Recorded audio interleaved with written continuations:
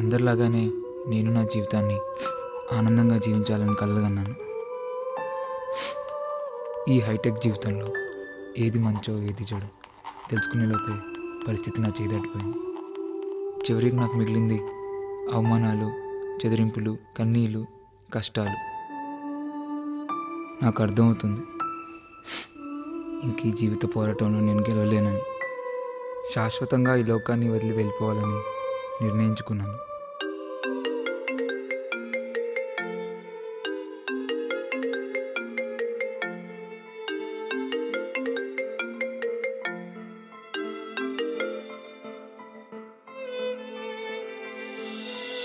అయిందేదో అయింది, ఇంకా దాని గురించి ఎంతసేపు అని ఆలోచిస్తావు? పడుతున్నా నాకు తెలుస్తుంది, నీకేముంది ఎన్నైనా చెప్తావు.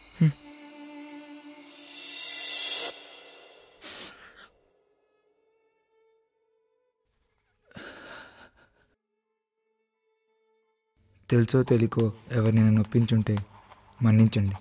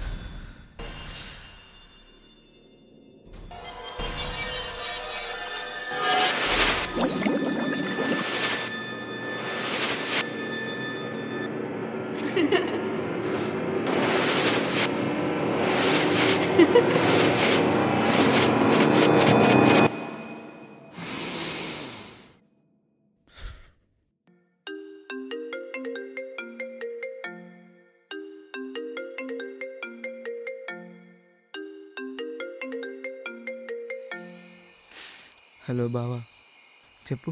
రే సాయి, మీ నాన్నకి యాక్సిడెంట్ అయిందిరా, నువ్వు అర్జెంట్గా బయలుదేరు.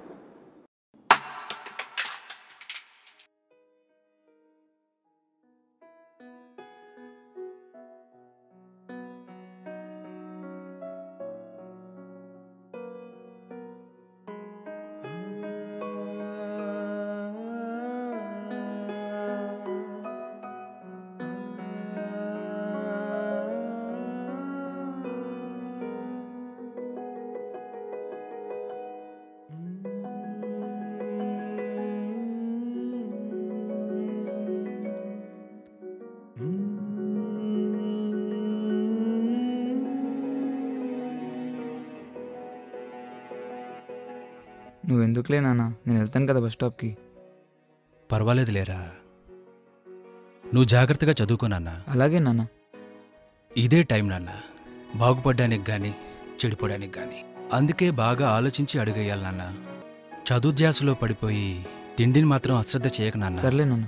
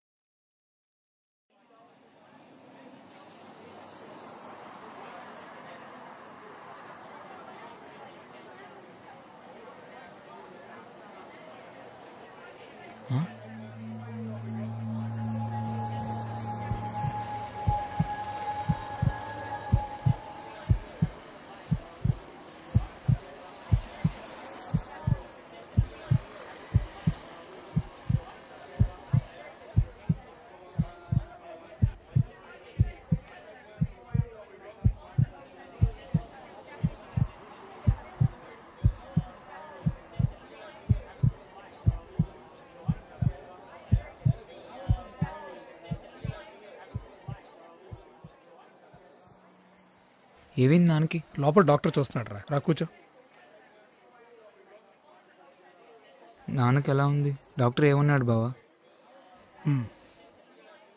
నాన్నకి ఏదైనా అయితే మా పరిస్థితి ఏంటి బావా? మరి నీకేమన్నా అయితే వాళ్ళ పరిస్థితి ఏమవుద్దు అనుకున్నావురా? అదేంటి బావా అలా అన్నావు? మీ నాన్న నీ మీదే ప్రాణం పెట్టుకుని బతుకుతున్నాడు రా. నువ్వు తప్ప ఇంకొద్ది ఆశ ఉండదు. ఇప్పుడు ఈ విషయం తెలిస్తే ఏంటి పరిస్థితి?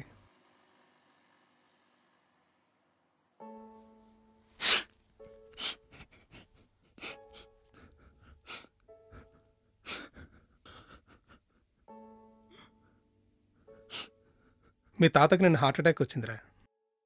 ఆయనకి సీరియస్గా ఉంది. మరి నాన్నకి?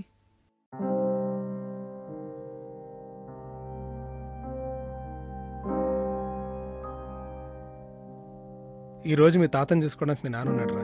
మరి రేపు మీ నాన్నను చూసుకోవడానికి ఎవరుంటారు? ఆ పిచ్చిలో పడి ఏం చేస్తానో నాకే తెలియలేదు, కానీ ఇప్పుడు అర్థమవుతుంది అప్పుడు ఎంత ఫూలిష్ డిసిజన్ తీసుకున్నాను.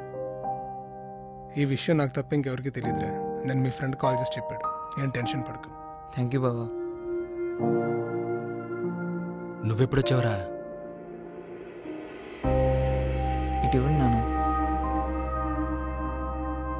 నీకెవరు చెప్పారా?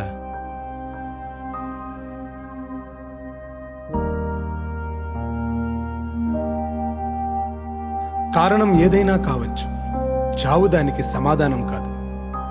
ఆత్మహత్య మీ కష్టాలకు ముగింపు కాదు. మీ కన్నవారికి, మీ ఆత్మీయులకి మీరు జీవితాంతం మిగిల్చే కన్నీళ్లు.